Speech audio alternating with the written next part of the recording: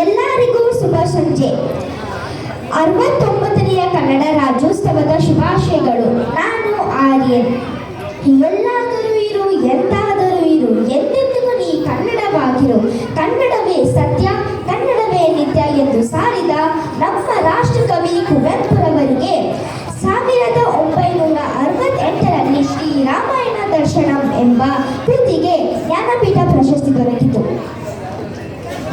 ನಾಗದಂತಿಯನ್ನು ಮೀಟುತ್ತಾ ಕನ್ನಡಕ್ಕೆ ಜ್ಞಾನಪೀಠ ಪ್ರಶಸ್ತಿಯ ಗರಿಯನ್ನು ಮುಡಿಗೇರಿಸಿದ ಅಂಬಿಕಾ ತನೆಯ ದತ್ತ ಧರಾಬೇಂದ್ರೆಯವರಿಗೆ 1973ರಲ್ಲಿ ನಾಗದಂತಿ ಎಂಬ ಕೃತಿಗೆ ಜ್ಞಾನಪೀಠ ಪ್ರಶಸ್ತಿ ದೊರಕಿತು.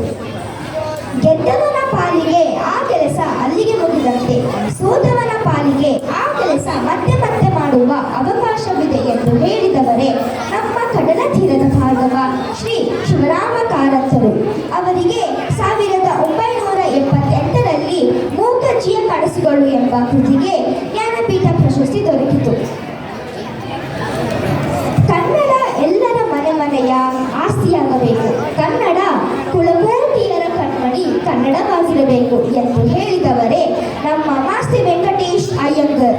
ಅವರಿಗೆ 1983ರಲ್ಲಿ ಚಿಕ್ಕವೀರ ರಾಜೇಂದ್ರ ಎಂಬ ಕೃತಿಗೆ ಜ್ಞಾನಪೀಠ ಪ್ರಶಸ್ತಿ ದೊರಕಿತು. ಕನ್ನಡಕ್ಕೆ 5ನೇ ಜ್ಞಾನಪೀಠ ಪ್ರಶಸ್ತಿಯನ್ನು ತಂದುಕೊಟ್ಟ ಅದೃಷ್ಟವಂತ ಹಾಗೂ ಪ್ರತಿಭಾವಂತ ಕವಿ ಶ್ರೀ ವಿ. ಕೃ. ಗೋಕಾಕ್. ಅವರಿಗೆ 1990ರಲ್ಲಿ ಭಾರತ ಸಿಂಧು ರಶ್ಮಿ ಎಂಬ ಕೃತಿಗೆ ಜ್ಞಾನಪೀಠ ಪ್ರಶಸ್ತಿ ದೊರಕಿತು. ನಮಗೆ ಬೇಕಾದಲ್ಲಿ ಬೆರೆತು ನಡೆಯೋಣ, ಸಾಕಾದಲ್ಲಿ ಸರಿದು ನಡೆಯೋಣ ಎಂದು ಹೇಳಿದ ಕವಿ U.R. ಅನಂತಮೂರ್ತಿ. ಅವರಿಗೆ 1995ರಲ್ಲಿ ಸಮಗ್ರ ಸಾಹಿತ್ಯ ಎಂಬ ಕೃತಿಗೆ ಜ್ಞಾನಪೀಠ ಪ್ರಶಸ್ತಿ ದೊರಕಿತು. ಬೆಳಕಿಲ್ಲದ ದಾರಿಯಲ್ಲಿ ನಡೆಯಬಹುದು, ಆದರೆ ಕನಸುಗಳಿಲ್ಲದ ದಾರಿಯಲ್ಲಿ ನಡೆಯಲಾಗುವುದಿಲ್ಲ ಎಂದು ಹೇಳಿದವರೇ ನಮ್ಮ ಗಿರೀಶ್ ಕಾರ್ನಾಡ್. ಅವರಿಗೆ 1998ರಲ್ಲಿ ಸಮಗ್ರ ಸಾಹಿತ್ಯ ಎಂಬ ಕೃತಿಗೆ ಜ್ಞಾನಪೀಠ ಪ್ರಶಸ್ತಿ ದೊರಕಿತು. ಸೂರ್ಯ ತಿಳಿದಿರಬೇಕು, ಬೆಳಗೋ ಕರ್ತವ್ಯವನ್ನು, ತಿಳಿಯದಿದ್ದರೆ ಒಳಗುಡವೇ.